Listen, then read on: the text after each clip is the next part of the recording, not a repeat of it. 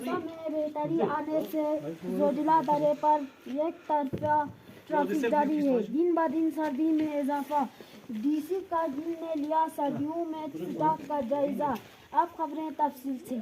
मौसम में दिन ब दिन बेहतरी आने से जोजिला दर्रे पर एक तरफा ट्रैफिक जारी है, जिससे कारगिल में ज़रूरी अशिया की और में इजाफा हो रहा है। दिन ब दिन सर्दी में इजाफा होने से हर कोई परेशान में मुब्तला है और खिड़कियों में प्लास्टिक डालकर सर्दी से बचने के लिए कोशिश जारी है। डीसी कारगिल ने सर्दियों के लिए स्टॉक का जायजा लेते हुए अफसरों पर जोर दिया।